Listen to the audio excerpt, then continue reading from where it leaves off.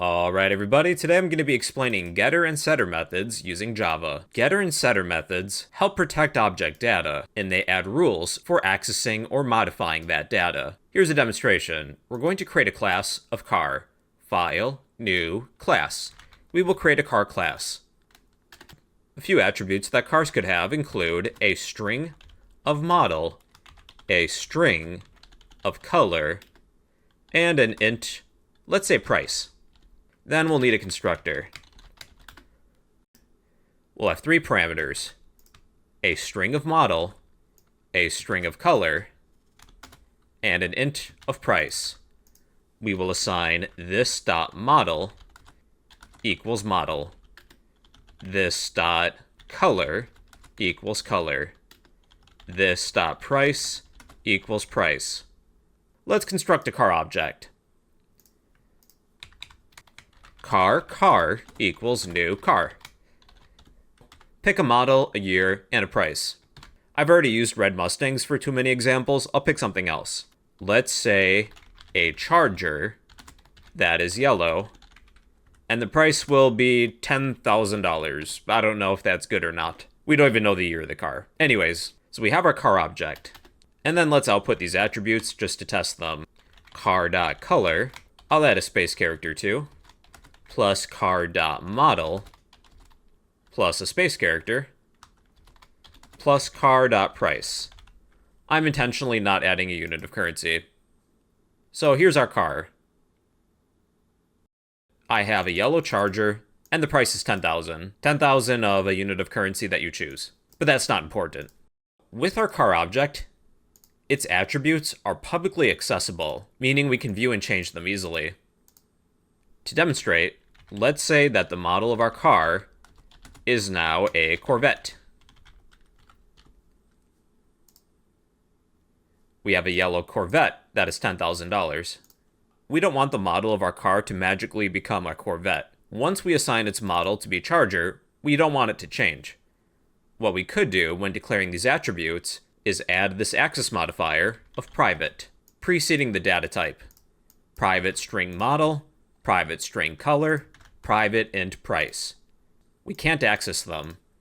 And let's test that. You can see that the font color already changed to red. I will attempt to print the car's color, model, and price. Color has private access in car. Model has private access in car. And price has private access in car. Since these attributes are private, we can't normally access them outside of the car class, but there is a way around that, and that is by using getter and setter methods. Getter methods make a field readable. Setter methods make a field writable. Use get to read, set to write. We'll set up some getter methods first. I would like the car's color, model, and price. Here's how we can do that. Within the car class, we will create a method. We'll start with the model. The return type will be string, because our model is a string data type. We'll create a getter method, following this naming convention. Get, then the name of the attribute, model. All we're going to do is return this.model. And then we'll do this with the color and the price. And I'll just copy this method because I'm feeling a little lazy. We have getModel, getColor, return this.color, and getPrice. Return this.price. Oh, and this returns an integer, not a string, because our price is an integer. Let's go back to our main Java file. Rather than accessing these attributes directly, because we can't, we're going to call these getter methods getModel if you need the model, getColor if you need the color, getPrice if you need the price. Replace car.color with car.getColor, and this is a method. car.getModel and car.getPrice, and that should work. Yep, we can now read those attributes. We have a yellow Charger, and the price is 10,000. Another thing you can do too with getter methods, you can add additional logic. So with our getPrice method, let's instead return a string. we will return a unit of currency, I'll pick American dollars, plus the price. Let's see how that changes. Again, we are calling the getPrice method. There we go. Yellow charger, $10,000. Getter methods make a field readable, and you can add additional logic when retrieving one of these attributes. And in this demonstration, I just added a $sign just to keep it simple. Then we have setter methods. Setter methods make a field writable. Going to our car class, we have model, color, and price. I don't want the model attribute to be writable. Once we've declared the model of our car, we don't want to change it. Our Charger can't magically become a Corvette, even though that'd be pretty cool. But the color you could change, you can paint your car, and the price. You can sell your car for a different price. We'll declare setter methods for our color and price, but not the model, because we don't want this attribute to be writable. So let's scroll down to the bottom. Following a similar pattern, we're going to create a method. The return type is void. This will be setColor. We have one parameter, a string of color. We will assign this.color equal to the new color that we receive. We'll do this with our price too. Void set price. We'll have one parameter, an int of price. This.price equals price, the new price that we receive. Okay, let's test these things.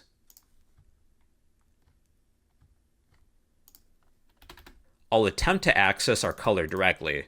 car.getColor equals, I don't know, blue. That's the first thing that came to mind. And car.price equals, you know what, the car's on sale. It's $5,000. Well, I can't change these. We still have that red text for color and price. Because the color and price attributes are still private, instead, we're going to call these setter methods. We will set the color and then pass in that new color, rather than assign it directly. Set color, pass in a new color. Set price, pass in a new price. 5,000. Then using our getters, we should be able to print these attributes. Yes, we now have a blue Charger, and the price is $5,000. We don't have a setter method set up for the model. That's good though. We don't want the model to change. We only have set color and set price. If I attempt to access a set model method, we shouldn't be able to change it, because we never declared a set model method. It doesn't exist. But if you did want to change the model, if you want this attribute to be writable, well then you could add a setter method. Void set model. We'll pass in a string for the new model. This.model equals model. And then you could change it. We have a blue Corvette for $5,000, which is really cheap. But you know what? I don't want the model to be writable, just readable. If you don't want an attribute to be writable, when you declare it, you can also add this keyword, a final. That adds an extra security measure.